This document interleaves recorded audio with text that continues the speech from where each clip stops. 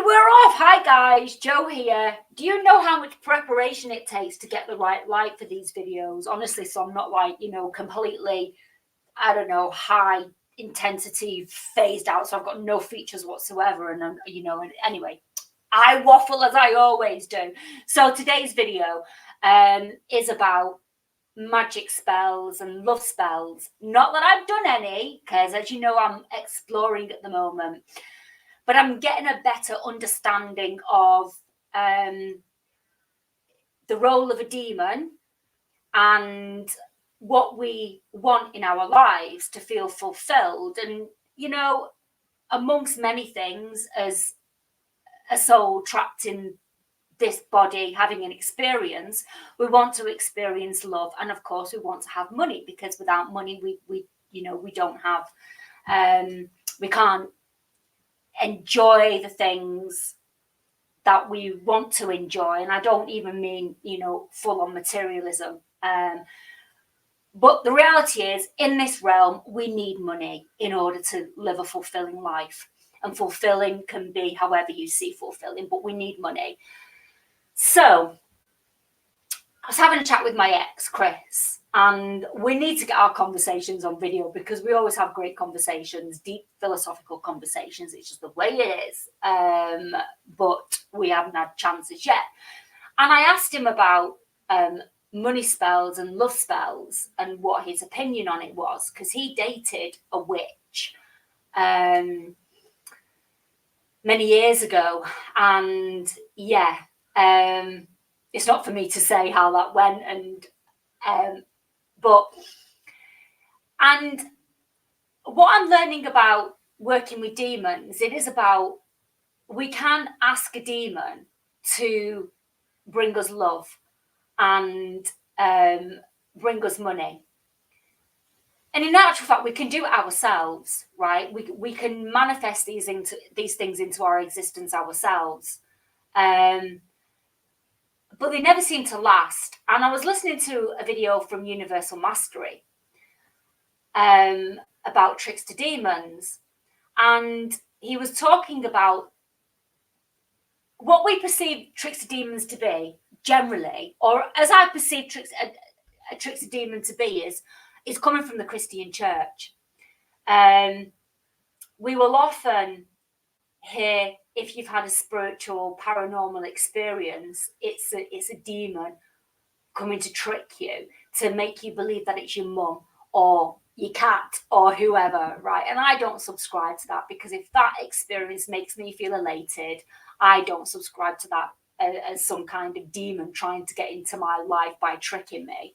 And again, that's more religious programming. But this Jeremiah from Universal Mastery was talking about how, yes, we can use the demons to get us what we want, but it's never lasting. And the reason why it's never lasting is because you've got to work on your inner demons. You've got to work on your shadow self. And it brought me back to the experiences that I'm having at the moment with dating, right? As I said in my last video, I put it out there into the universe. I want a relationship. And guy knocks on my door. Hey, I fancy you. Do you want to go out? Yeah. I went on another date. I've been chatting to a guy online more recently. And I recognize patterning in myself. And with this inner journey that I'm on, I recognize that to be trauma. So before I go into the relationship thing, I'll give you an example around money. So me and my friend were talking. We've got similar anxieties around money. Not that either of us are skin or we do bad. We're doing okay in the grand scheme of things. Yes, of course, we would like a little bit more, but wouldn't we all? And yes, I've said in the past, money comes to me easily, frequently and often, and it often does. I'll get a booking, or money will come to me from nowhere, or whatever it may be.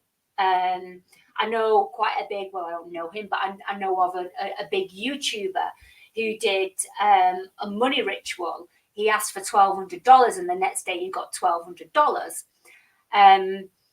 So yes, you can do money rituals. There is a book out there. I can't remember the name of the author, but there is a book out there called Money Magick or Money Spells, something along those lines. So you can do these rituals. But the point that this Jeremiah was riding home was that, yes, you can do these rituals and yes, you can manifest the money, but there's no longevity in it. So, and it comes down to the traumas in your life. So just touching on the money aspect of it, I have had continuous throughout my life, it's getting better, but continuous anxieties around money. And I was chatting to my friend a couple of weeks ago, and a memory was triggered. When my mum wanted a baby, my dad said, no, we can't afford it. Well, she came off the pill and she announced to him, pissed one night, that she was pregnant, and my dad went mad. So before I was even conceived, I was imprinted with trauma around money. And then, of course, my family. I grew up in that environment, right? So equally, around the relationships, since I've been dating or chatting to people even, I've noticed a set of behaviours that I've instantly gone into. So if I'm chatting to someone and I don't think that they're being completely honest with me, or they're holding back, or I don't look, when we start chatting, we don't know people, do we? Let's face it. We don't know people. So we're trying to figure people out. And I have this nature. I have a very inquiring nature, hence why I've been down all these rabbit holes. And I want to know the answers. So if I feel that someone's holding back, I instantly go into probing and pushing. And then that makes me look like a clingy, needy psychopath, which isn't me at all. When I'm in a relationship, when I know I've got someone, I'm far from needy, I'm far from clingy.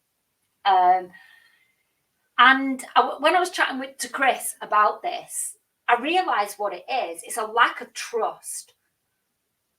And that lack of trust actually comes from my mum. My mum was very much the same in relationships. She didn't trust men. And I've carried that on. And I remember a friend saying to me years ago, it's all coming back to me because I'm doing exactly the same things. So she said to me, when you're texting someone, when you're dating, when you're trying to find out about people, don't message them until you've spoken to me, because I've got a very impulsive character and I don't read what they've written, walk away, think about what their intent may be. I read what they've written, straight away go on the negative, and then I reply. And of course, that's sabotaging. So I recognize that when I'm dating, I sabotage.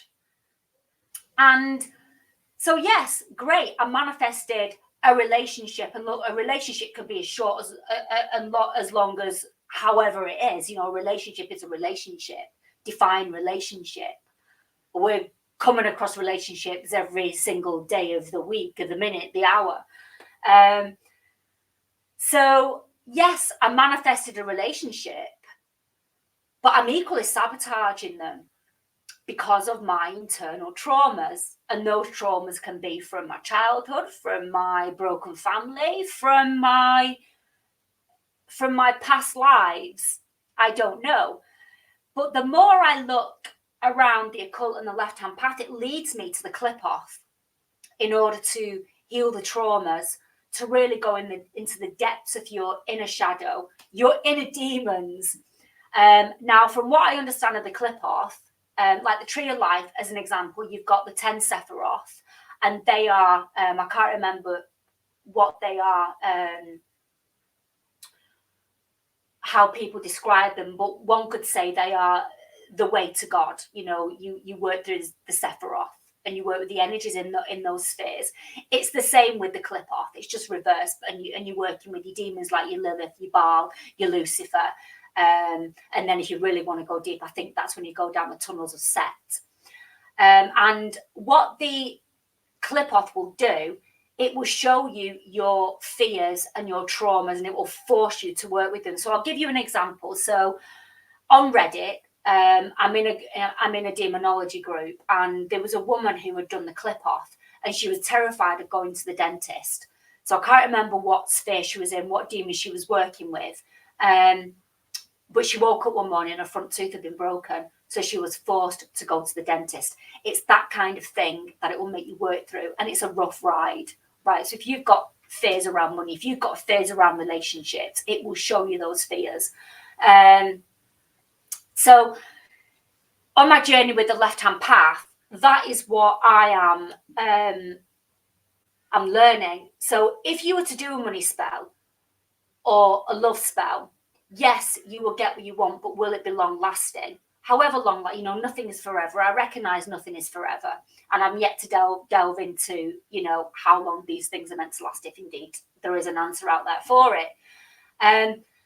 So equally, so the left and the right hand path, they've got the same destinations. It's reaching source. Okay. So I've been down the right hand path. And the way I see the right hand path, and I'm open to be 100% corrected here. It's the New Age movement. It's love and light. Never look at the negative. I see that as spiritual bypassing. So I don't resonate with the right hand path at all. But actually, no. I do resonate with some of the right hand path because, of course, I recognize that we are spiritual beings. But the left hand path also is around us reaching source, but on a different path. So thus far, in the New Age movement, in the right hand path movement, you do see a lot of sales pitches about healing trauma. And I'm yet to see a way, from my understanding, you have to go to the depths of hell in order to reach heaven. From my understanding of the right hand path, it doesn't give an opportunity to do that. So how does one on the right hand path reach nirvana?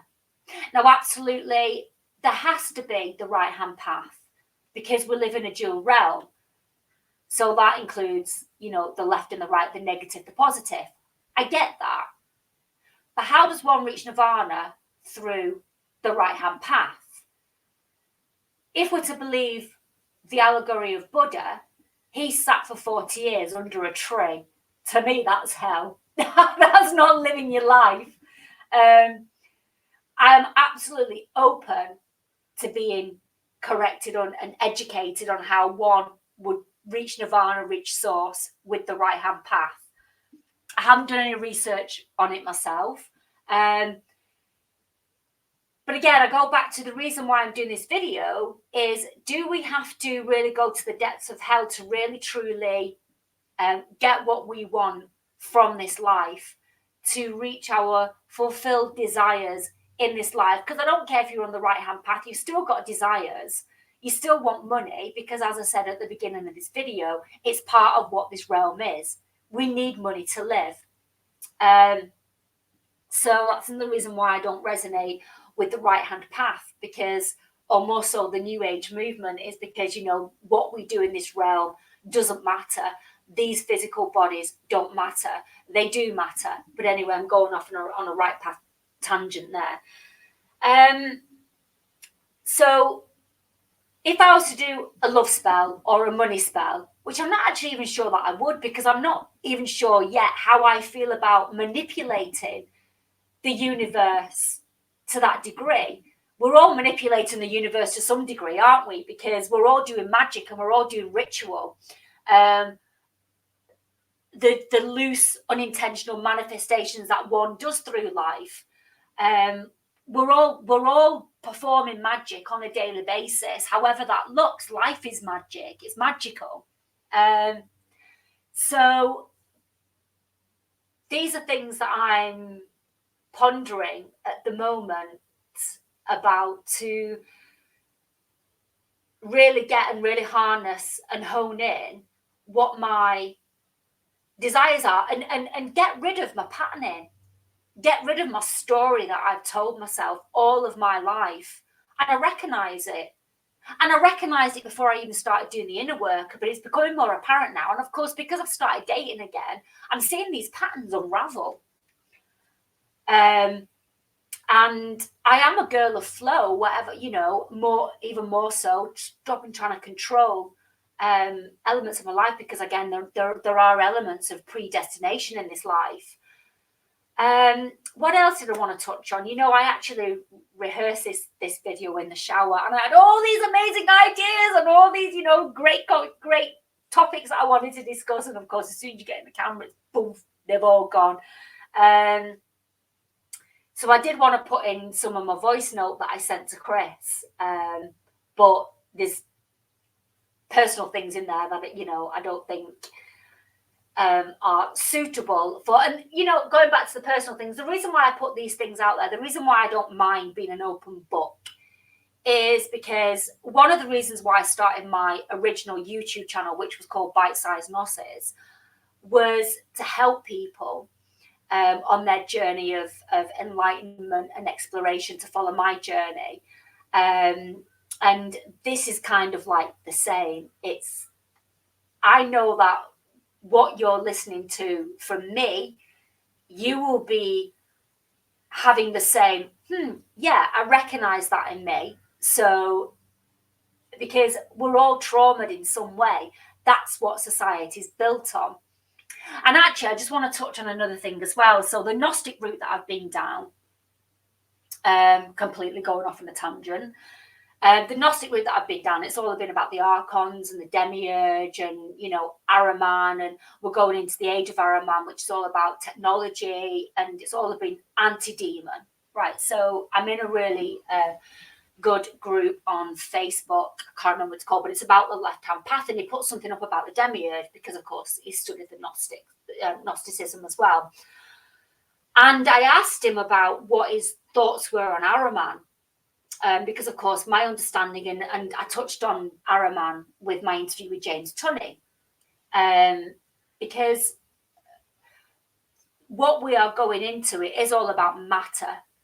It's about pushing the soul further into matter. That's been my interpretation on my journey thus far.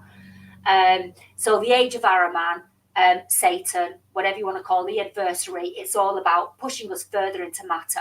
And I've interpreted all of that along the way as they want to trap our souls. And the left-hand journey, again, is bringing a completely new perspective to it all. So I asked this guy about what his thoughts were on Ahriman.